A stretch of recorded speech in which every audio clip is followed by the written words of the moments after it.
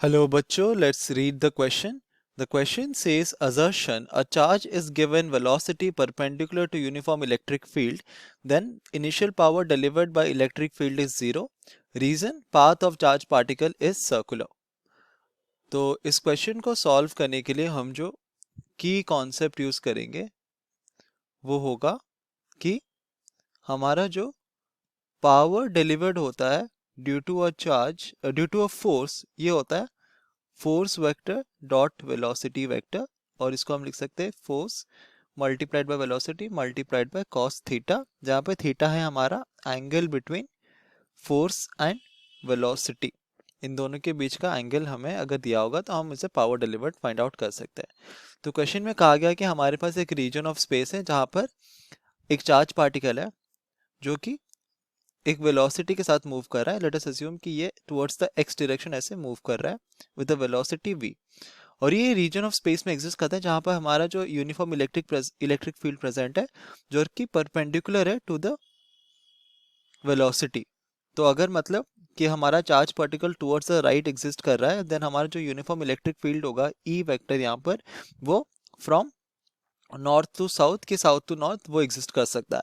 तो हमें पता है कि force due to electric field कितना होता है, charge particle multiplied by electric field. तो हम देखते हैं कि क्योंकि इलेक्ट्रिक फील्ड का डायरेक्शन नीचे है तो हम देखते हैं कि फोर्स का डायरेक्शन भी नीचे ही होगा, क्योंकि हमारा force due to electric field act in the same direction to that of the electric field. तो ये हमारा फोर्स का डायरेक्शन हो गया और हमारा ये है वेलोसिटी वेक्टर का डायरेक्शन। तो हम देखते हैं कि इनके बीच का एंगल जो है वो कितना है, theta is equal to 90 degree है।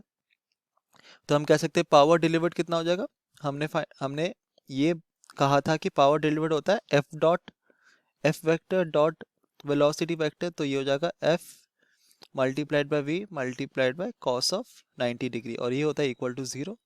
तो हमें मिलता है कि power delivered is equal to 0 watt.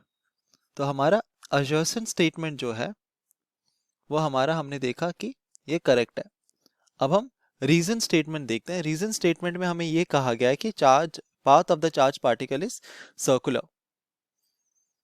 तो अगेन अगर हम इसको एनालाइज करेंगे तो हमारा चार्ज ये है और ये एक वेलोसिटी के साथ जा रहा है v वेलोसिटी के साथ, और हम देखते हैं कि ये जो वेलोसिटी है ये इसका हॉराइजॉन्टल वेलोसिटी है, और क्योंकि electric field perpendicular to the velocity है तो इलेक्ट्रिक फील्ड की वजह से जो फोर्स लगेगा वो नीचे की तरफ लगेगा, और इस फोर्स की वजह से हमारा चार्ज पार्टिकल क्या करेगा, एक्सेलरेट करेगा।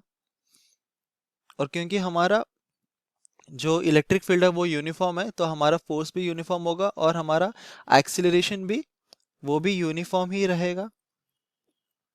तो हम देख सकते हैं कि हमारे चार्ज पार्टिकल के ऊपर एक हॉराइजॉन्टल वेलोसिटी एग्जिस्ट करता है vx, और ये नीचे की तरफ एक्सेलरेट कर रहा है यूनिफॉर्मली। ठीक है, तो ये अगर हम ऑब्जर्व करें तो ये क्या होता है, it is the case of a projectile motion. तो हम यहाँ पे लिख सकते it is the case of a projectile motion, क्योंकि हमें पता है कि प्रोजेक्टाइल मोशन में क्या होता है, हमारे पास एक बॉडी होता है जो कि एक पर्टिकुलर वेलोसिटी के साथ मूव करता है with respect to the horizon with the horizontal, और इसके ऊपर एक डाउनवर्ड एक्सेलरेशन फोर्स लगता है इक्वल टू जी। तो पाथ ऑफ द जो चार्ज पार्टिकल होगा वो क्या होगा, प्रोजेक्टाइल मोशन में हमारा जो पाथ होता है वो है पैराबोला। तो रीजन स्टेटमेंट हमारा गलत है। तो हम देखते हैं कि असर्शन स्टेटमेंट सही है और रीजन स्टेटमेंट गलत है। So that is option C here. A is true but R is false. Hope you understood it well. Best of luck.